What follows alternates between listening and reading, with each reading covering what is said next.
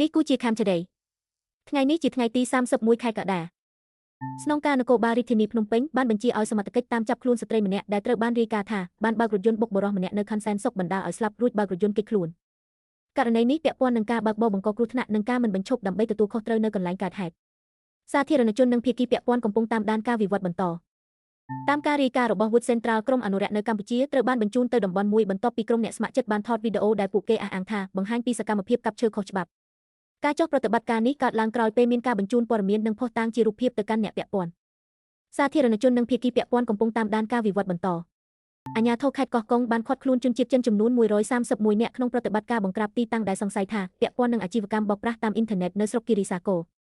ប្រតិបត្តិការនេះធ្វើឡើងដើម្បីស្វែងរកនិងទប់ស្កាត់សកម្មភាព online scams ដែលអាចប៉ះពាល់ដល់ជនរងគ្រោះនៅក្នុងនិងក្រៅប្រទេសសាធារណជននិងភាគីពាក់ព័ន្ធកំពុងតាមដានការវិវត្តបន្តជំងឺគ្រុនឈាមនៅខេត្តកំពង់ឆ្នាំងត្រូវបានរាយការណ៍ថាកើនដល់599ករណីហើយមានអ្នកស្លាប់ចំនួន4នាក់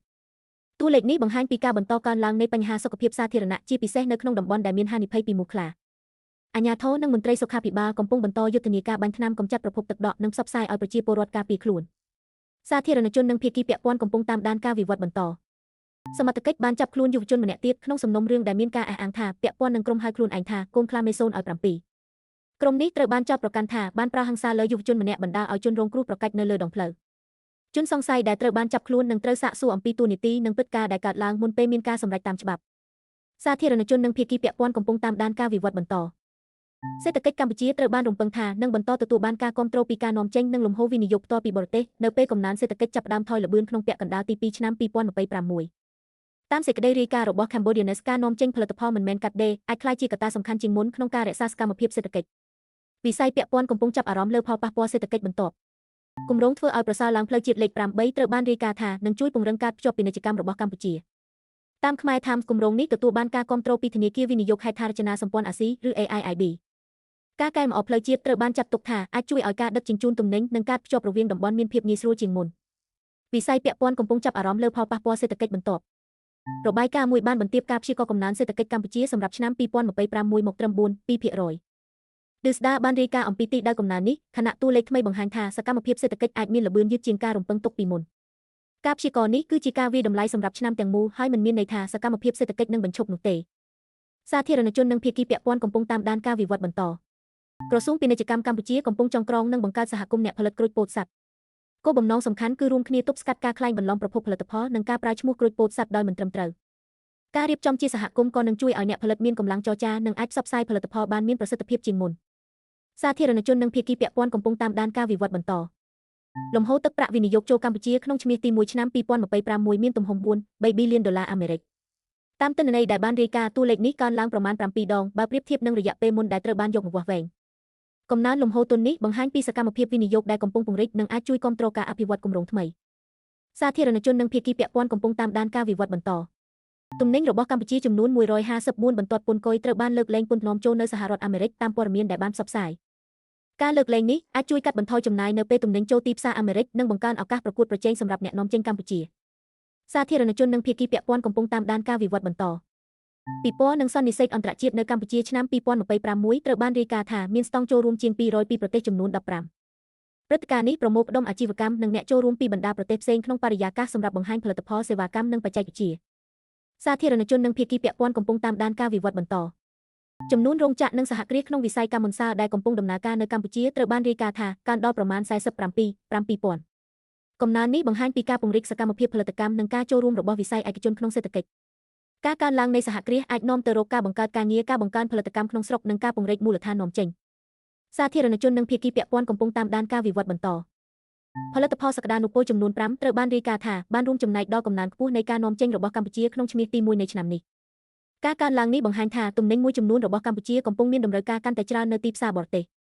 ការផ្ដោតលើផលិតផលដែលមានសក្តានុពលអាចជួយពង្រីកចំណូលពីការនាំចេញនិងពង្រឹងសមត្ថភាពអាជីវកម្មក្នុងស្រុកសាធារណជននិងភាគីពាក់ព័ន្ធកំពុងតាមដានការវិវត្តបន្តតាមការរាយការណ៍របស់ Yogonet អាជ្ញាធរកម្ពុជាបានបិទកាស៊ីណូចំនួន72កន្លែងបន្ទាប់ពីការត្រួតពិនិត្យពាក់ព័ន្ធនឹងការបោកប្រាស់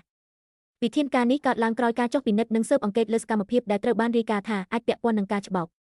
ការបិទទីតាំងទាំងនេះបង្ហាញពីការអនុវត្តវិធានការត្រួតពិនិត្យលើប្រតិបត្តិការកាស៊ីណូនិងការទប់ស្កាត់សកម្មភាពខុសច្បាប់ឯកឧត្តមកិច្ចសង្ឃបណ្ឌិតគុនគីមបានអញ្ជើញចុះពិនិត្យសកម្មភាពរបស់ប្រជាកសិករដែលកំពុងបូមទឹកសង្គ្រោះស្រូវនៅក្នុងខេត្តបាត់ដំបង ការចុះពិនិត្យនេះផ្ដោតលើការអនុវត្តវិធានការផ្គត់ផ្គង់ទឹកដើម្បីជួយសង្គ្រោះស្រែដែលប្រឈមនឹងការខ្វះទឹកអាជ្ញាធរនិងកសិករកំពុងសហការគ្នាដោះស្រាយបញ្ហានៅតាមតំបន់រងផលប៉ះពាល់ដោយផ្ដល់អាទិភាពដល់ការរក្សាដំណាំនិងផលិតភាពស្រូវតាមការរាយការណ៍តំបន់ជាច្រើនដែលដំណាំស្រូវធ្លាប់ខ្វះទឹកកំពុងមានស្ថានភាពធូរស្រាលជាបន្តបន្ទាប់ពីមានភ្លៀងធ្លាក់រាយប៉ាយភ្លៀងដែលធ្លាក់ជាបន្តបន្ទាប់បានជួយបំពេញសំណើមក្នុងដីនិងផ្ដល់ទឹកបន្ថែមដល់ស្រែដែលកំពុងលូតលាស់ទោះជាយ៉ាងណាកសិករនៅតំបន់ខ្លះនៅតែត្រូវបន្តតាមដានកម្រិតទឹកនិងរៀបចំការបូមទឹកនៅពេលចាំបាច់ដើម្បីការពារដំណាំពីការខូចខាតសម្រាប់ក្រុមគ្រួសារដែលកំពុងរៀបចំផ្ទៃកម្មសិទ្ធិអចលនទ្រព្យការអនុគ្រោះពន្ធប្រថាប់ត្រាត្រូវបានលើកឡើងថាជាវិធានការផ្ដល់ភាពកក់ក្ដៅនិងកិត្តិយសដល់តបជួរមុខការកាត់បន្ថយបន្ទុកពន្ធនេះអាចជួយសម្រួលដល់ការរៀបចំឯកសារនិងការផ្ទេរកម្មសិទ្ធិរបស់អ្នកមានសិទ្ធិវិធានការនេះក៏បង្ហាញពីការយកចិត្តទុកដាក់ចំពោះអ្នកដែលបានបំពេញភារកិច្ចការពារជាតិនិងគ្រួសាររបស់ពួកគេចំពោះការប្រឡងសញ្ញាបត្រមធ្យមសិក្សាទុតិយភូមិឆ្នាំនេះក្រសួងអប់រំនៅរក្សាការកំណត់ការប្រឡងដូចឆ្នាំមុនគោលការណ៍សំខាន់នៅតែជាអ្នកចេះគឺជាប់មានន័យថាលទ្ធផលត្រូវផ្អែកលើសមត្ថភាពនិងចំណេះដឹងរបស់បេក្ខជនសិស្សត្រូវបន្តរៀនសូត្ររៀបចំមេរៀននិងគោលរដ្ឋបញ្ញត្តិនៃការប្រឡងដើម្បីត្រៀមខ្លួនឲ្យបានល្អសាធារណជននិងភាគីពាក់ព័ន្ធកំពុងតាមដានការវិវត្តបន្តអាជ្ញាធរសកម្មភាពកម្ចាត់មីននិងជំនួយជនរងគ្រោះដោយសារមីនបានចុះកិច្ចព្រមព្រៀងសហការជាមួយក្រសួងកសិកម្មរុក្ខាប្រមាញ់និងនេសាទដើម្បីជំរុញផលិតកម្មកសិកម្មលើដីដែលបានបោះសម្អាតមីនកិច្ចសហការនេះមានគោលដៅភ្ជាប់ការងារកម្ចាត់មីនជាមួយការប្រើប្រាស់ដីប្រកបដោយផលិតភាពសាធារណជននិងភាគីពាក់ព័ន្ធកំពុងតាមដានការវិវត្តបន្តព័ត៌មានពីខណ្ឌ5 2មករាបង្ហាញថាអាជ្ញាធរកំពុងពន្លឿនការងារចុះបញ្ជីដីធ្លីដើម្បីឈានទៅបញ្ចប់ការចុះបញ្ជីក្នុងក្របខ័ណ្ឌរាជធានីភ្នំពេញការងារនេះផ្ដោតលើការរៀបចំឯកសារការផ្ទៀងផ្ទាត់ព័ត៌មាននិងការសម្របសម្រួលជាមួយប្រជាពលរដ្ឋពាក់ព័ន្ធនៅពេលដំណើរការបានបញ្ចប់វានឹងជួយបង្កើនភាពច្បាស់លាស់នៃកម្មសិទ្ធិនិងសម្រួលដល់ការគ្រប់គ្រងដីធ្លីនៅមូលដ្ឋានសាធារណជននិងភាគីពាក់ព័ន្ធកំពុងតាមដានការវិវត្តបន្តនៅខេត្តសៀមរាបយុវជនមកពីគ្រួសារក្រីក្រនិងក្រុមងាយរងហានិភ័យកំពុងទទួលបានឱកាសអាហារូបករណ៍ជាង 1000 កន្លែងសម្រាប់ការសិក្សានៅវិទ្យាស្ថាន NPIA កម្មវិធីនេះមានគោលបំណងបើកផ្លូវឲ្យយុវជនទទួលបានជំនាញនិងចំណេះដឹងដែលអាចប្រើប្រាស់ក្នុងការសិក្សានិងការងារអាហារូបករណ៍នឹងជួយកាត់បន្ថយបន្ទុកចំណាយសិក្សារបស់គ្រួសារនិងពង្រីកឱកាសអភិវឌ្ឍអាជីព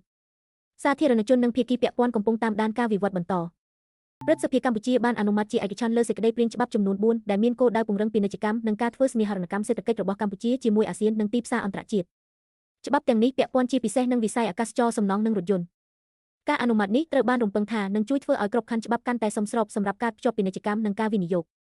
អគ្គលេខាធិការអាស៊ានលោកកៅកឹមហ៊ួនបានបញ្ជាក់ថាពេលនេះជាពេលសំខាន់សម្រាប់ការបង្កើនកិច្ចខិតខំប្រឹងប្រែងការទូតដើម្បីស្វែងរកដំណោះស្រាយចំពោះបញ្ហាតាមព្រំដែនកម្ពុជានិងថៃលោកបានលើកឡើងថាបទឈប់បាញ់បានបង្កើតលំហសម្រាប់ភាគីពាក់ព័ន្ធបន្តពិភាក្សានិងជំរុញដំណើរការសន្តិភាព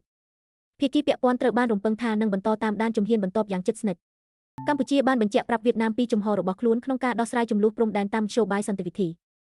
ការបញ្ជាក់នេះធ្វើឡើងខណៈមានការរាយការណ៍ថាភាគីថៃនៅតែបន្តសកម្មភាពដែលកម្ពុជាចាត់ទុកថាជាការបង្កអរិភា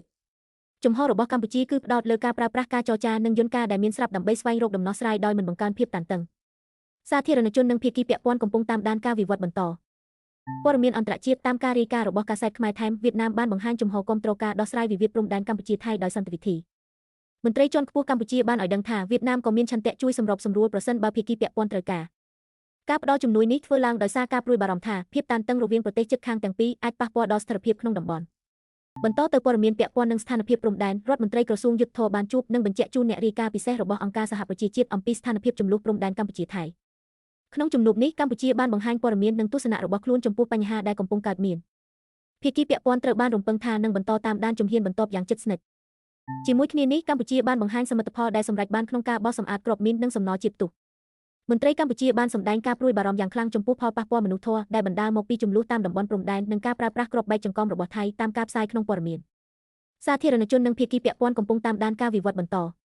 ចំពោះបញ្ហាព្រំដែនមន្ត្រីរដ្ឋលេខាធិការដ្ឋានកិច្ចការព្រំដែនបានបញ្ជាក់ថាតំបន់អានសេះនិងប្រាសាទតាមាន់ធំស្ថិតក្នុងទឹកដីកម្ពុជាដោយផ្អែកលើឯកសារផែនទីនិងកំណត់ហេតុពាក់ព័ន្ធក្នុងការបកស្រាយមន្ត្រីបានលើកឡើងពីផែនទីមាត្រដ្ឋានមួយក្នុងពីសែនកំណត់ហេតុបោះបង្គោលរបស់គណៈកម្មការឥណ្ឌូចិនសៀមក្នុងឆ្នាំ1908និង1919ព្រមទាំងផែនទី E5 2017សាធារណជននិងភាគីពាក់ព័ន្ធកំពុងតាមដានការវិវត្តបន្តបិទបញ្ចប់ដោយព័ត៌មានកីឡានិងទេសចរអត្តពលិកជាង 6500 នាក់កំពុងត្រៀមចូលរួមព្រឹត្តិការណ៍ម៉ារ៉ាតុងអន្តរជាតិកភពអង្គរលើកទី11នៅចុងសប្តាហ៍នេះការប្រកួតនឹងនាំអ្នករត់មកពីទីតាំងផ្សេងមកចូលរួមក្នុងបរិយាកាសប្រវត្តិសាស្ត្រនៃតំបន់អង្គរ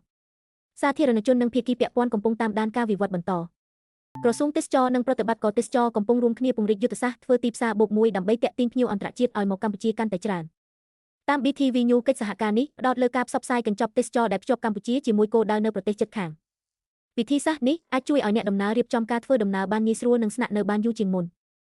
តំបន់ទឹកក្តៅធម្មជាតិតែទឹកពុះក្នុងខេត្តកំពង់ស្ពឺកំពុងទាក់ទាញភ្ញៀវទេសចររាប់សិបនាក់ជារៀងរាល់ថ្ងៃឲ្យធ្វើដំណើរចូលទៅក្នុងតំបន់ព្រៃដើម្បីសម្រាកក្នុងទឹកក្តៅដែលមានតម្លៃពិសិដ្ឋសម្រាប់សហគមន៍ជនជាតិដើមសួយតាមការរាយការណ៍របស់ Cambodianes ការកើនឡើងនៃភ្ញៀវកំពុងបង្កើតឱកាសចំណូលនិងការងារថ្មីសម្រាប់ប្រជាពលរដ្ឋក្នុងតំបន់វិស័យទេសចររំពឹងថាចំណាត់ការនេះនឹងជួយបង្កើនចលនាភ្ញៀវបន្ថែម